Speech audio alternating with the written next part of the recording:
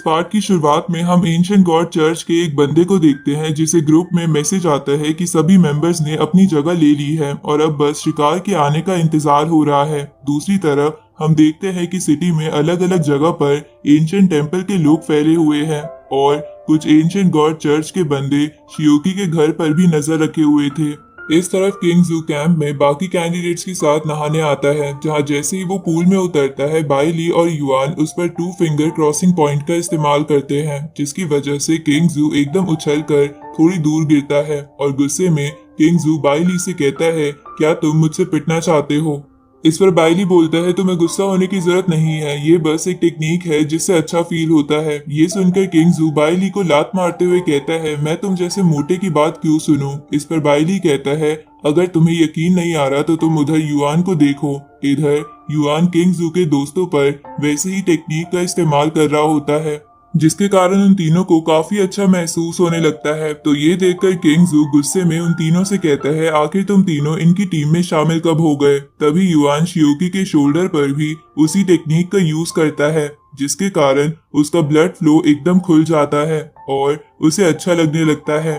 ये देखकर किंग जू सोचता है कि शियोकी को भी इस टेक्निक से अच्छा लग रहा है, तो हो सकता है कि सच में ये टेक्निक काम करती हो और मेरे कंधे भी दर्द हो रहे हैं, इसलिए मुझे मसाज ले लेनी चाहिए। लेकिन तभी वो बोलता है, मैं किसी मर्द को अपनी बॉडी कैसे टच करने दे सकता हूँ? लेकिन उसी वक्त युआन पीछे से आकर उसकी बॉडी पर वो टेक्निक इस्तेमाल कर देता है, जिसकी वजह से किंग जू पूरा रिलैक्स होकर पूल में ही सो जाता है। अब हम थोड़ी देर पहले का समय देखते हैं, जब नाइक्स की मेंटल स्टेट 51% पहुंच गई थी, जिसके कारण शियोकी को नाइक्स की एबिलिटी वाला व्हील घुमाने को मिलता है। पहले तो उसे एक्स्ट्रा ऑर्डिनरी फर्टिनिटी वाली एबिलिटी मिलने वाली थी। ये देखकर शियोकी घबरा गया था, लेकिन तभी वो नीडल घूमकर नाइक्स की ओरिजिन एबिलिटी पर आ जाती है, जिसे देखकर शियोकी कहता है, गॉड्स की ओरिजिन टेक्निक तो बहुत ज्यादा इम्पोर्टेंट होती है। तभी वो एक सीन देखता है जहाँ पर कुछ बच्चे बैठकर अपनी मॉम से बात कर रहे थे, जो कि और कोई नहीं बल्कि नाइक्स ही थी।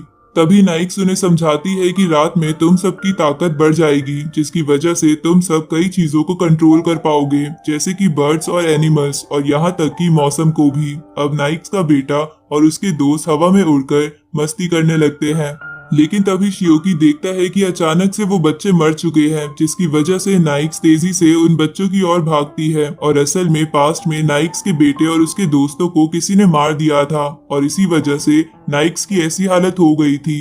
अब शियोकी नाइक्स के पास जाता है और उससे पूछता है कि मैं आपके लिए क्या कर सकता हूँ, जिस पर नाइक्स कहती है कि तुम मेरा एक काम कर सकते हो जो कि बदला लेना है, लेकिन अभी तक उसका सही समय नहीं आया। उसी वक्त शियोकी वापस प्रेजेंट में नाइक्स के पास आ जाता है और उससे कहता है कि चलिए हम वॉक करने के लिए चलते हैं, और दोनों गायब होकर असली दुनिया में आ जाते हैं। वो शियोकी से पूछती है कि क्या ये तुम्हारी किंगडम है, जिस पर शियोकी कहता है कि ये बस रियल वर्ल्ड है। इसके बाद वो नाइक्स से पूछता है कि आपको बाहर आके कैसा लग रहा है। इस पर नाइक्स कहती है कि ये जगह मेरे घर जैसी तो नहीं है, पर क्योंकि ये तुम्हारी किंगडम है इसलिए ये जगह मुझे पसंद आई। तभी शियोकी नाइक्स से कहता है कि बदकिस्मती से मैं ये ट्रेनिंग कैंप छोड़कर नहीं जा सकता, वरना मैं आपको बाहर के सीन जरूर दिखाता, क्योंकि वहाँ पर देखने लायक काफी चीजें हैं। इस पर नाइक्स उससे कहती है कि ये तो तुम्हारी किंगडम है, तो तुम यहाँ से बाहर क्यों नहीं जा सकते? क्या तुम सच में बाहर जाना चाहते हो? क्योंकि रात के समय मैं तुम्हें कहीं भी ले जा सकती हूँ। अब नाइक्स शियोकी को वहाँ से गायब करके ले जाती है। इधर ट्रेनिंग कैंप में वाइस कैप्टन को किसी गॉड के होने का अंदाजा हो गया था, लेकिन उसे समझ नहीं आ रहा था कि ऐसा कैसे हो सकता है। दूसरी तरफ एक बूढ़ा सा आदमी नाइक्स की खबर मिलने के बाद अपने मैजिकल व्हीकल को लेकर दूसरी सिटी से इस सिटी में आ रहा था। साथ ही इस तरफ एंशिएंट गॉड चर्च को भी पता चल गया था कि नाइक्स इस वर्ल्ड में आ गई है। इधर शियोकी के भाई का डॉग लगातार गेट के बाहर देखकर भौंक रहा था, पर शियोकी का भाई उसे चुप करा के उसका तोड़ा हुआ वाज डस्टबिन में फेंकने लगता है। ये देखकर शियोकी की आंट उसके भाई से कहती है कि तुम बिल्कुल अपने भाई पे गए हो, क्योंकि वो भी मदद कराने में पीछे नहीं हटता था। इधर शियोकी और नाइक्स खिड़की से इन दोनों को देख रहे थे। तभी नाइक्स शियोकी से पूछती है, ये दोनों तुम्हारे फ्रेंड्स हैं? जिस पर शियोकी कहता है, नहीं, ये मेरे रिलेटिव्स हैं। तभी वो अपने घर के बाहर नाइट वॉचर टीम के कैप्टन को देखता है, जो प्रोटेक्शन शील्ड चेक करने वहां आए थे। उसके बाद शियोकी नाइक्स के साथ वहां से चला जाता है, जिसके जाने के बाद शियोकी का भाई बैल्कनी में आता है और ऊपर देखते हुए कहता है कि आखिरकार एक न्यू गॉड सिटी में क्या कर रही है। असल में वहां ऐसा लग रहा था कि शियोकी का भाई जानता है कि उसके डॉग के पास पावर्स है और शायद वो खुद भी कुछ न कुछ छुपा रहा था।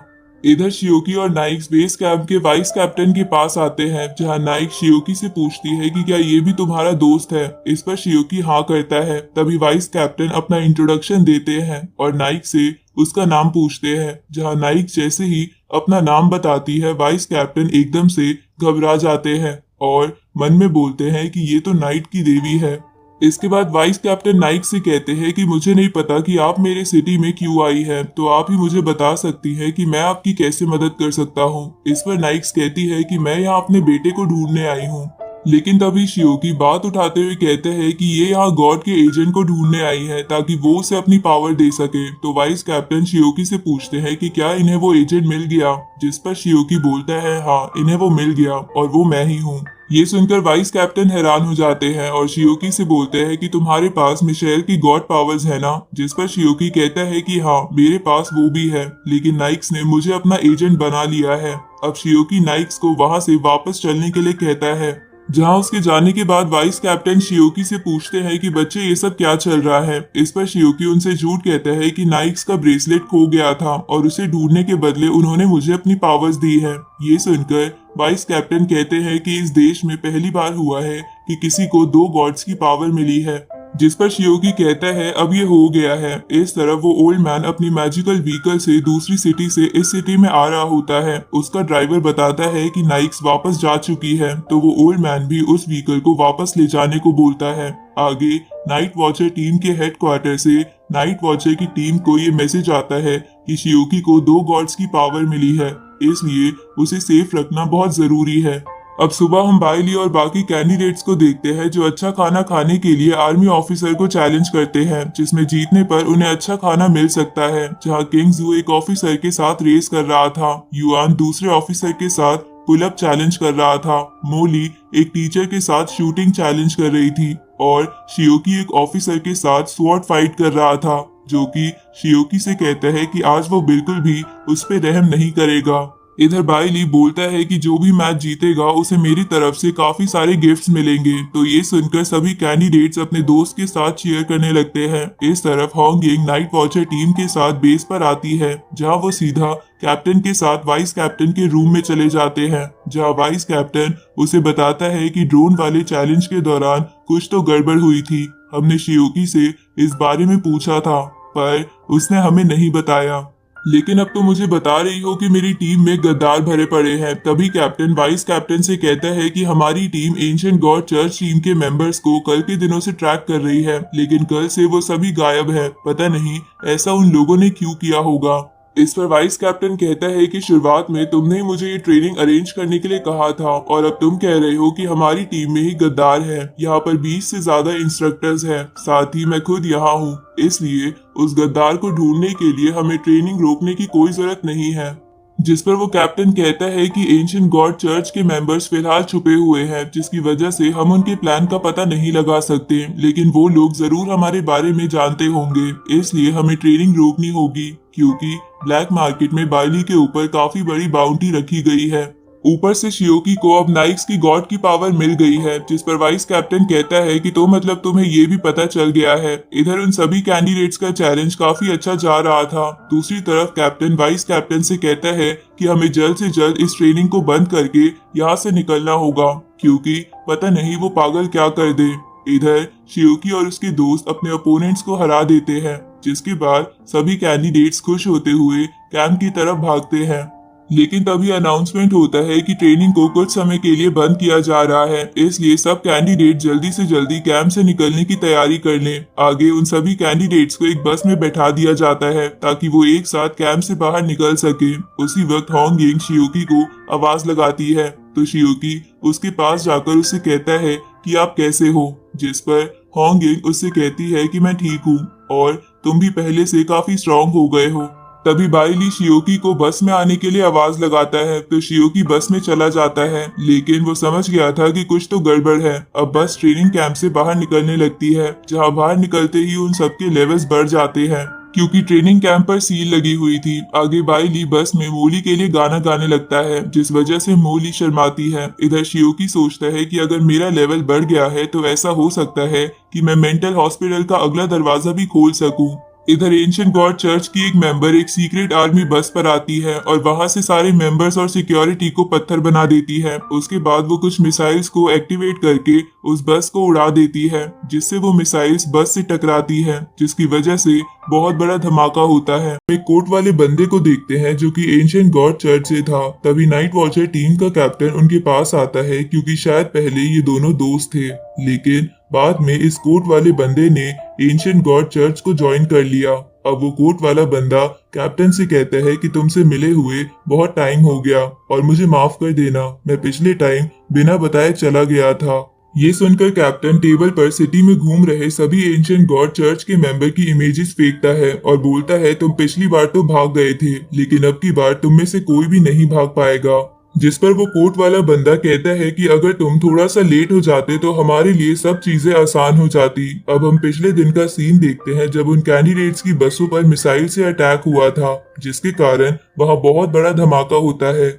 लेकिन शियोकी सही समय पर अपना डोमेन एक्टिवेट कर देता है और एक एक कर उन सभी कैंडिडेट्स को बचाकर बाहर ले आता है। लेकिन तभी वो बस उन लोगों पर गिरने वाली थी, पर कैप्टन सही वक्त पे आकर उसके 2 टुकड़े कर देता है, जिसके कारण सभी स्टूडेंट्स बच जाते हैं और शियोकी इतनी ज्यादा पावर यूज करने की वजह से बेहोश हो जाता है। अब प्रेजेंट में वो कोट वाला बंदा कैप्टन से कहता है कि शियोकी सच में बहुत टैलेंटेड है, जो उसने सबको कल बचा लिया। इस पर कैप्टन उससे बोलता है कि तुम अपनी चिंता करो क्योंकि ट्रेनिंग कैंप के वाइस कैप्टन बहुत ज्यादा गुस्से में है और उन्होंने कहा है कि वो तुम्हारे पास जरूर आएंगे। इस पर वो कोट वाला बंदा हंसता है और कहता है वो वाइस कैप्टन मेरे पास आएगा तब ना जाने वो जिंदा बचेगा। इस तरफ हम देखते हैं कि कैंप से सभी ऑफिसर को एक जगह बुला लिया गया था। तभी वहां वाइस कैप्टन अपने एक असिस्टेंट के साथ आते हैं और एक ऑफिसर से कहते हैं तुमने ऐसा क्यों किया, मैं तुम्हें इतने समय से जानता था। तभी वो असिस्टेंट कहता है हमें तुम्हारे पेरेंट्स के अकाउंट में अननोन सोर्स से काफी सारे पैसे मिले हैं और हमें पता चल चुका है कि तुम ही वो धोखेबाज हो। ये सुनकर ऑफिसर रोते हुए कहता है प्लीज मुझे माफ कर दीजिए, एंशिएंट गॉड चर्च ने मेरे पेरेंट्स को बंदी बना लिया था। तभी वाइस कैप्टन 2 और बंदों का नाम लेकर उनसे कहते हैं कि क्या तुम्हारा भी सेम रीजन है हमें धोखा देने का। ये सुनकर वो दोनों बंदे नाइफ निकालकर वाइस कैप्टन पर हमला करते हैं, लेकिन वाइस कैप्टन अपनी उंगलियों से वो नाइफ रोककर उन दोनों को पीछे फेंक देते हैं। जिसके बाद वो असिस्टेंट से पूछते हैं कि अगले धोखेबाज का नाम बताओ। इस पर वो असिस्टेंट बोलता है हमें हेडक्वार्टर से 3 ही धोखेबाजों की खबर मिली थी। तभी ऑफिसर बोलता है अगले धोखेबाज तुम हो, क्योंकि जब ड्रोन चैलेंज चल रहा था तब उन ड्रोन्स के इंचार्ज तुम ही थे और तुम ही ने उसमें गड़बड़ की थी। उसी वक्त वो असिस्टेंट ये सब कबूल कर लेता है और कहता है कि उसने ऐसा इसलिए किया था क्योंकि वो एंशिएंट गॉड चर्च के एक मेंबर के काबू में था। इधर प्रेजेंट में वो कोट वाला बंदा कैप्टन से कहता है कि शियोकी को तुमने कहाँ छुपाया है, उसकी लोकेशन हमें बता दो, वरना सिटी में जितने भी एंशिएंट गॉड के मेंबर घूम रहे हैं वो तुम्हारे गैंग को खत्म कर देंगे। इधर हम शियोकी को देखते हैं जो कि अपने आप को एक अजीब सी जगह पर पाता है। तभी उसे होंग यिंग की आवाज आती है जो उससे कहती है कि तुम एक ऐसी जगह पर हो जिसके बारे में तुम्हें भी पता नहीं है और ये तुम्हारी सेफ्टी के लिए है और अभी हम एक मिशन पर जा रहे हैं जिसके कंप्लीट हो जाने के बाद हम न्यू ईयर वाले दिन साथ में पार्टी करेंगे। इधर हम होंग यिंग और नाइट वॉचर की बाकी टीम को देखते हैं जो सब एंशिएंट गॉड चर्च के मेंबर से फाइट कर रहे थे, जहां वो सब अपनी यूनिटी की वजह से उन लोगों को बराबर की टक्कर दे पा रहे थे। साथ ही कुछ आर्मी ऑफिसर्स भी उनका इसमें साथ दे रहे थे। अब इधर होंग यिंग अपने ओपोनेंट को खत्म कर देती है, लेकिन तभी उसके पास वही बंदा आता है जिसने ड्रोन चैलेंज के दौरान शियोकी पर हमला करा था। इस तरफ शियोकी उस जगह से बाहर निकलने का दरवाजा ढूंढने लगता है, लेकिन उसे कोई दरवाजा नहीं मिलता। दूसरी तरफ कैप्टन उस कोट वाले बंदे से कहता है कि तुम मेरे टीम की चिंता मत करो, तुम अपनी चिंता करो कि क्या आज तुम जिंदा बच पाओगे। इस पर वो कोट वाला बंदा कहता है कि तुम खामखा शियोकी की चिंता कर रहे हो। क्योंकि वो बहुत टैलेंटेड है जिसकी हमें तारीफ करनी चाहिए। अगर तुम्हें यकीन नहीं आता तो तुम मुझसे शर्त लगा लो, जिस जगह तुमने उसे कैद कर रखा है वो उस जगह से बाहर निकल आएगा। इस तरफ शियुकी उस मेंटल हॉस्पिटल में जाता है जहां उसके साथ यी फाई था। अब शियुकी मेंटल हॉस्पिटल के दूसरे रूम को ओपन करता है जहां उसे एक बहुत बड़ी लाइब्रेरी दिखती है। तभी उसे एक बंदा कहता है कि आखिरकार तुम यहाँ आ ही गए। ये सुनकर शियोकी सोचता है कि क्या इसे पता था कि मैं यहाँ आने वाला हूँ। तभी शियोकी उस बंदे के ऊपर शो हो रही स्क्रीन को देखता है जिससे उसे पता चलता है कि इसका नाम मर्लिन है, जो कि एक इंग्लिश माइथोलॉजी का महान जादूगर है।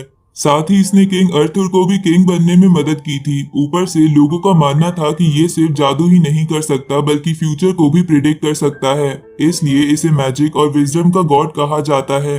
इसके बाद शियोकी सोचता है कि मैंने पहले इस मेंटल हॉस्पिटल का पहला दरवाजा खोला था तो उससे नाइक्स निकली थी जो कि ग्रीक माइथोलॉजी की गॉड है, और दूसरे दरवाजे में मर्लिन निकला है जो कि इंग्लिश माइथोलॉजी का गॉड है। तो हो सकता है हर रूम में एक दूसरे माइथोलॉजी का गॉड हो, और हो सकता है कि इनमें से किसी रूम में हमारी कंट्री का भी गॉड हो। तभी यी फाई मर्लिन को देखकर कहता है कि फर्स्ट रूम में तो नाइक्स थी जो कि एक लेडी थी, पर ये तो एक आदमी है। तभी मर्लिन अपना अपीयरेंस चेंज करके एक लड़की में बदल लेता है। ये देखकर यी फाई हैरान हो जाता है तो शियुकी उससे कहता है कि ये एक लेजेंडरी मैजिशियन है, इसलिए ये किसी भी चीज में बदल सकता है। ये चाहे तो तुम्हारे फादर में भी बदल जाएगा। तभी मर्लिन एक स्नेक में बदल जाता है क्योंकि नंदा डीमन का फादर एक स्नेक ही था। अब शियुकी मर्लिन से कहता है कि मुझे आपसे एक मदद चाहिए, तो क्या आप नॉर्मल हो सकते हो। ये सुनकर मर्लिन वापस ह्यूमन में बदल जाता है और शियोकी से अकेले में बात करने के लिए उसे गार्डन में ले आता है जहां शियोकी मर्लिन से पूछता है कि आप मेरे बारे में क्या क्या जानते हो। इस पर मर्लिन कहता है कि मुझे 2 साल पहले ही पता चल गया था कि तुम दरवाजा खोलने वाले हो, जबकि मैंने तुम्हारा पास्ट और फ्यूचर देखने की कोशिश करी थी, पर मुझे तुम्हारे प्रेजेंट के अलावा कुछ भी नहीं दिखाई दिया। ये सुनकर शियोकी मर्लिन से पूछता है कि आपको मेरे प्रेजेंट में क्या दिखाई दिया, जिस पर मर्लिन कहता है कि तुम एक जगह पर कैद हो जहां से तुम बड़ी मुश्किल से निकल सकते हो, और तुम्हें यहाँ जानबूझकर कैद किया गया है क्योंकि बाकी लोग तुम्हारी प्रोटेक्शन करना चाहते हैं और उसी के लिए काम कर रहे हैं। ये सुनकर शियोकी मर्लिन से पूछता है कि क्या आप मेरे यहाँ से निकलने में मदद कर सकते हो। इस पर मर्लिन कहता है कि तुम इतनी जल्दबाजी मत करो वरना तुम बहुत बड़ी मुसीबत में पड़ जाओगे और तुम्हारी एक गलत कदम से सब कुछ खत्म हो जाएगा।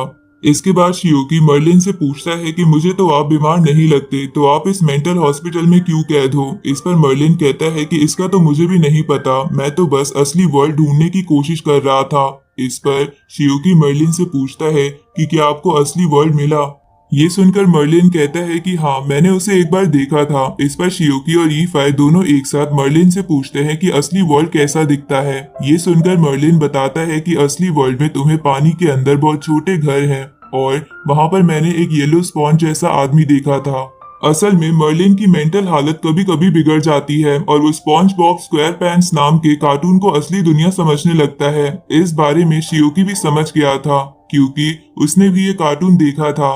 अब यी फाई मर्लिन को बांध देता है क्योंकि वो बहुत देर से हंस रहा था। तभी मर्लिन अपने जादू से उसे अपने आप से रिप्लेस कर देता है, जिसके बाद वो शियोकी से कहता है कि हम सब कहीं ना कहीं फंसे हुए हैं, जैसे कि तुम्हारे थॉट्स तुम्हारे दिमाग में फंसे हुए हैं, लेकिन वो एक सुंदर दुनिया बना सकते हैं। अनलिमिटेड हीट एक जगह पर कैद है लेकिन वो सूरज बनाती है, और तुम जिस जगह पर कैद हो क्यों ना तुम सोचो कि वही रहकर तुम सबको बचा सकते हो और वही तुम्हारी असली दुनिया है। ये सुनकर शियोकी ध्यान लगाता है और उस जगह को असली दुनिया समझने लगता है, जिसके कारण वो उस जगह से बाहर आ जाता है। तभी वो अपने हाथ में बॉल जैसी चीज देखता है जो कि मर्लिन ने उसे गिफ्ट करी थी। उसी वक्त वो एक बिल्डिंग में बहुत तेज धमाका देखता है और उसकी तरफ जाने लगता है। इस तरफ वो धमाका उसी बिल्डिंग में हुआ था जिसमें बाई ली और युआन रुके हुए थे और उन पर किसी ने अटैक कर दिया था। इसी वजह से ये धमाका हुआ था।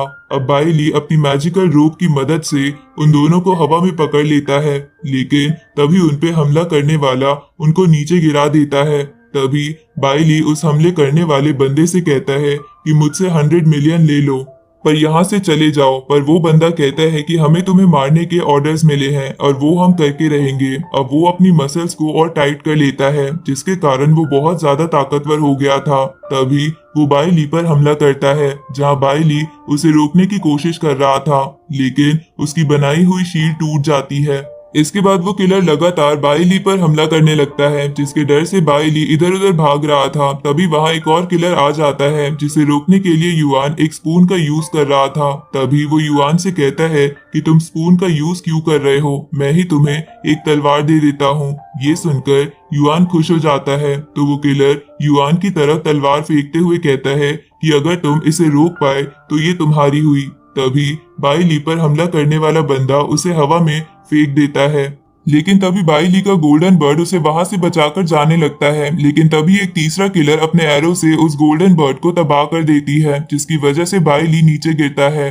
और वो दूसरा किलर भी युआन को पीट रहा था, और युआन मॉन्स्टर में बदलना भी नहीं चाहता था, क्योंकि वो शहर के लोगों को नुकसान नहीं पहुंचा सकता था। उसी वक्त वो तीनों किलर बाई ली पर हमला करते हैं, पर तभी वहां शियोकी आ जाता है और मसल वाले बंदे को बेहोश कर देता है, जिसके बाद वो उस तलवार वाले बंदे से लड़ने लगता है। तभी उस पे वो एरो वाली लड़की भी हमला करने लगती है, तो शियोकी तेजी से उसके पास जाने लगता है। तो वो एरो वाली लड़की बहुत ज्यादा डर जाती है और बोलती है कि प्लीज मेरे दोस्त, मुझे जल्दी से यहाँ बचाने आ जाओ। लेकिन शियोकी उससे झूठ बोल देता है कि मैं तुम्हारे दोस्त को तो पहले ही मार चुका हूँ। ये सुनकर वो एरो वाली लड़की बहुत ज्यादा इमोशनल हो जाती है, क्योंकि वो उसके पैरेट डोर्स उसके लिए बहुत कीमती थे। अब उस लड़की को गुस्सा आ जाता है और वो बोलती है कि जिस आदमी ने तुम्हें मारा है, मैं उस आदमी को मारकर तुम्हारा बदला लूंगी। अब वो लड़की कई सारे क्लोन्स बनाकर शियोकी पर एरो से अटैक करने लगती है। साथ ही उसने आसमान पर एक फॉर्मेशन बना दी थी, जिसमें से एरोस निकलकर शियोकी पर गिर रहे थे, लेकिन शियोकी उन सभी एरो से बच पा रहा था। ये देखकर वो लड़की कहती है कि ये कैसे हो सकता है, मेरे लेवल तो तुमसे काफी ज्यादा है, तो तुम मेरे अटैक से इतने आसानी से कैसे बच पा रहे हो। जिस पर शियोकी उससे कहता है कि रात में तुम मुझसे कभी नहीं जीत सकती। असल में शियोकी नाइक्स की पावर का यूज कर रहा था। आगे इसके बाद शियोकी उस लड़की को बेहोश कर देता है। फिर शियोकी बाई ली और युआन के साथ रेस्टोरेंट में नूडल्स खाने आता है, जहां बाई ली बड़ी बड़ी फेंक रहा था कि अब तक मुझ पर 800 किलर ने हमला कर रखा है, इसलिए किलर मेरे लिए कोई बड़ी बात नहीं है। बस एक बार मेरे बॉडीगार्ड्स यहाँ आ जाए तो सब कुछ ठीक हो जाएगा। उसी वक्त वहाँ पर किंगजू अपने दोस्तों के साथ आ जाता है और उन तीनों को साथ में देखकर पहले तो वहाँ से जाने की सोचता है, पर फिर वो शियोकी के पास जाकर उसे बस वाले एक्सीडेंट से बचाने के लिए थैंक यू बोलता है। साथ ही वो शियोकी से बोलता है कि अगर तुम्हें मेरी मदद की जरूरत पड़े तो तुम मुझे बता देना। ये सुनकर शियोकी उससे कहता है कि मुझे तुम्हारी एक मदद तो चाहिए। अब वो उसे बाई ली और युआन को लेकर एक लव होटल आ जाता है, जिसे देखकर किंगजू बोलता है कि जिस तरह की तुम्हें मदद चाहिए वो मैं नहीं कर सकता हूँ। ये सुनकर शियोकी उससे कहता है कि मैं चाहता हूँ कि तुम इस लव होटल में छुपकर इन दोनों को प्रोटेक्ट करो। अब ये बोलकर शियोकी वहां से चला जाता है, जिसके बाद युआन और बाई ली किंगजू को होटल के अंदर ले जाते हैं। अपने दोस्तों को बाय बोलते हुए आगे जा रहा था, जहाँ रास्ते में उसे एक लड़की मिलती है जो उससे कहती है कि मैं एंशिएंट गॉड चर्च की मेंबर हूँ और मैं तुम्हें मेरे आज होने वाले नाटक में हिस्सा लेने के लिए इनवाइट करती हूँ। अब इस तरफ हम उस ऑडिटोरियम को देखते हैं जिसमें वो नाटक होने वाला है, जहाँ पर लोग आना शुरू हो गए थे। उसी वक्त वो लड़की शियोकी को अपने पीछे भगाते हुए स्टेज पर ले आती है, जिसके बाद वो कर्टेन्स हटाकर नाटक को शुरू कर देती है, जहाँ शियोकी बस अकेला ही इंसान था और बाकी सारे कैरेक्टर्स पपेट थे जिन्हें वो लड़की कंट्रोल कर रही थी। साथ ही वो सारे पपेट शियोकी के दोस्त जैसे ही लग रहे थे। इसके बाद वो सभी पपेट्स एक नाटक प्रेजेंट करने लगते हैं, जिसमें बाइली वाला पपेट राजा था और बाकी पपेट शियोकी को राजा बनाना चाहते थे, पर बाइली वाला पपेट नहीं चाहता था, इसलिए वो बाकी पपेट से शियोकी पर हमला करवा देता है। तभी वो लड़की अंदर की ओर भाग जाती है, तो शियोकी उन पपेट से बचते हुए उसका पीछा करने लगता है, लेकिन वो पपेट शियोकी को बार बार रोकने की कोशिश कर रहे थे। साथ ही बार बार वैसे ही बातें कर रहे थे जैसे कि उसके दोस्त किया करते हैं, ताकि शियोकी को इमोशनल ब्लैकमेल कर सके। पर शियोकी उन सभी पे ध्यान नहीं देता और उस लड़की का पीछा करता रहता है। तभी बहुत सारे नाइट वॉचर टीम मेंबर्स जैसे दिखने वाले पपेट शियोकी को घेर लेते हैं, लेकिन शियोकी उन सबको आराम से डिस्ट्रॉय कर देता है और कहता है कि यहाँ कुछ गड़बड़ है, ये पपेट्स बहुत ज्यादा कमजोर है। तभी वो लड़की शियोकी को फिर से दिख जाती है, तो शियोकी उसके पीछे जाने की कोशिश करता है, लेकिन वो शियोकी को बेसमेंट में गिराकर भाग जाती है, जहाँ पहले से पावरफुल पपेट शियोकी पर हमला करते हैं, जिनमें से एक तो बहुत बड़ा था, जिसे मारने के लिए शियोकी को अपनी पावर का यूज करना पड़ता है। तभी वो लड़की शियोकी को वापस स्टेज पे ले आती है, जहाँ वो शियोकी पर हमला करते हुए कहती है कि ये इस नाटक की एंडिंग है। मैंने यहाँ बैठे सभी लोगों के गले में इनविजिबल रस्सी बांध दी है, और अगर तुम्हें उन्हें मुझसे बचाना है तो तुम्हें मुझे मारना होगा। पर क्या तुम ये कर पाओगे? क्योंकि तुम्हारी सबसे बड़ी कमजोरी ये है कि तुम बहुत ज्यादा काइंड हो। तब शियोकी को याद आता है कि जिस दिन उसने एंशिएंट चर्च के लोगों से फाइट करी थी, उन्हें उसने मारा नहीं था, बल्कि उन्हें उसने बेहोश किया था। तो अब वो लड़की बोलती है कि अब तुम्हें जल्दी फैसला करना होगा, क्योंकि अगर तुमने मुझे नहीं मारा तो ये सारे लोग मर जाएंगे। ये सुनकर शियोकी उसकी गर्दन पर तलवार रख देता है, लेकिन वो उसे मारने से झिझक रहा था, क्योंकि उसने आज तक किसी ह्यूमन की जान नहीं ली थी। लेकिन और कोई रास्ता ना होने के कारण शियोकी उसे मार देता है। ये सब देखकर ऑडियंस बहुत ज्यादा खुश हो जाती है और तालियां बजाने लगती है, क्योंकि उन्हें लग रहा था कि ये सब नाटक चल रहा है। आगे शियोकी उस ऑडिटोरियम से निकलकर आगे जाने लगता है, जहां रास्ते में एंशिएंट गॉड चर्च की मेड्यूसा मिल जाती है। इस तरफ हम कैप्टन और उस कोट वाले बंदे को देखते हैं, जहां वो कोट वाला बंदा कैप्टन को शियोकी की रेस्टोरेंट वाली वीडियो दिखाते हुए कहता है कि देखा ना, हमें ये मिल चुका है, अब हम इसे नहीं छोड़ेंगे। ये सुनकर कैप्टन उस कोट वाले बंदे पर हमला कर देता है और उससे स्वॉर्ड की मदद से लड़ने लगता है। दूसरी तरफ पूरे शहर में न्यू ईयर की तैयारी चल रही थी। इधर शियोकी की आंट भी उसके भाई के लिए गिफ्ट लेकर आती है। इधर होंगिंग और बाकी टीममेट्स अभी भी एंशिएंट गॉड चर्च मेंबर के साथ लड़ रहे थे, जहां जियाओ नैन पर उसका अपोनेंट भारी पड़ रहा था, लेकिन उसे हर बार नाइट वॉचर टीम का स्नाइपर बचा ले रहा था। इधर बाई ली, किंग जू और युआन उस होटल में कार्ड्स खेल रहे थे, तभी उन पर एंशिएंट गॉड चर्च के कुछ मेंबर्स हमला करते हैं। तो किंग जू जल्दी से जाकर उनमें से एक को जला देता है और बाकियों को भी बुरी तरह घायल करके बेहोश कर देता है। तभी वहां बारिश होने लगती है, जिसकी वजह से उन तीनों की स्पिरिचुअल पावर कम हो रही थी। तो ये देखकर बाई ली समझ जाता है कि वो तीनों किसी के डोमेन में फंस चुके हैं। तभी एंशिएंट चर्च का एक मेंबर वहां आता है और उन तीनों पर थंडर से अटैक करता है। इधर हम जेंग यू को देखते हैं, जो अपने पेट माउस के साथ एक टावर पे खड़ा था। तभी वो नीचे शियोकी को मेड्यूसा के सामने देख लेता है। इधर मेड्यूसा शियोकी के पास आकर एक डैगर से उसका हल्का सा ब्लड निकाल लेती है और उसे चक्कर कहती है कि तुम्हें खाने में बहुत मजा आएगा। तभी वो शियोकी को अपने स्नेक्स की मदद से पकड़ लेती है, पर शियोकी स्वॉर्ड की मदद से उन स्नेक्स को काट देता है और सोचने लगता है कि जब मेड्यूसा मेरे पास आई थी तो मैं हिल क्यों नहीं पा रहा था। तभी शियोकी समझ जाता है कि अभी वो मेड्यूसा के डोमेन के अंदर है। उसी वक्त मेड्यूसा फिर से शियोकी के पास आकर उसे बोलती है कि तुम चुपचाप मेरी बात सुनो, वरना मैं तुम्हें पनिशमेंट दूंगी। पर शियोकी जाओ का स्वॉर्ड इस्तेमाल करके उसे अपने से दूर कर देता है, और साथ ही वो ये भी समझ चुका था कि मेड्यूसा के पास भी किसी गॉड का पावर है। अब मेड्यूसा कई सारी आइस बनाकर शियोकी को काबू में करने की कोशिश करती है, पर शियोकी उसकी एक आंख फोड़ देता है। लेकिन तभी उन आइस के अंदर से कई सारे स्नेक्स बाहर निकलते हैं, और इस मौके का फायदा उठाकर मेड्यूसा शियोकी पर हमला करने ही वाली थी कि तभी जेंग यू का माउस मेड्यूसा के फेस पे काट कर जेंग यू के पास वापस भाग जाता है। अब जेंग यू शियोकी से कहता है कि हमें मिले हुए काफी समय हो गया। इधर उस बंदे के अटैक के कारण युआन तो बेहोश हो गया था, और अब बस बाई ली और किंग जू उस बंदे के सामना कर रहे थे, पर उसमें भी उसे मुश्किल हो रही थी। तभी किंग जू बाई ली का ब्रेसलेट लेकर पूरी ताकत से उस बंदे पर हमला करता है। इधर कैप्टन उस कोट वाले बंदे से बहुत तेजी से लड़ रहा था, लेकिन वो बंदा धीरे धीरे उन पर भारी पड़ रहा था। तभी वो उन्हें एक जमी हुई लेक पर ले आता है और उन्हें कहता है कि तुम मुझे कभी नहीं हरा पाओगे। इस तरफ जेंग यू अपने कई सारे पेट्स मेड्यूसा पर छोड़ देता है। साथ ही वो ये भी पता लगा लेता है कि मेड्यूसा की पावर इन आइस के अंदर है, अगर वो उसे फोड़ देगा तो मेड्यूसा मर जाएगी। इसलिए वो शियोकी से कहता है कि क्या तुम थोड़ी देर के लिए इन स्नेक्स को संभाल सकते हो। तो शियोकी इसके लिए मान जाता है, जिसके बाद जेंग यू तेजी से भागकर मेड्यूसा की वहां पर बनी एक आंख को फोड़ देता है, जिससे मेड्यूसा को बहुत दर्द हो रहा था।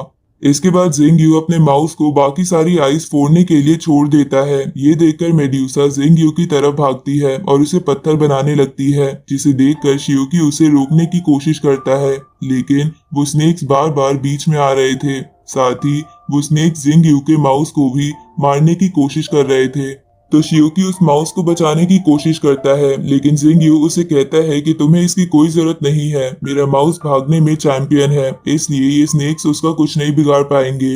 ये सुनकर शियोकी मेड्यूसा से लड़ने लगता है। अब बस एक आखिरी आई रह गई थी, लेकिन मेड्यूसा चालाकी से उस माउस को पकड़ लेती है और बोलती है कि अब तो ये माउस मेरा खाना बनेगा, अब तुम क्या करोगे। जिसके बाद वो उस माउस को खाने लगती है, लेकिन शियोकी बहुत तेजी से मेड्यूसा की रक्षा कर रहे स्नेक्स को काट देता है और फिर मेड्यूसा पे भी तलवार से अटैक कर देता है। साथ ही दूर से जिन यू उसके आखिरी आई को भी अपनी गन से फोड़ देता है। उसके बाद उसका माउस वापस उसके पास आ जाता है।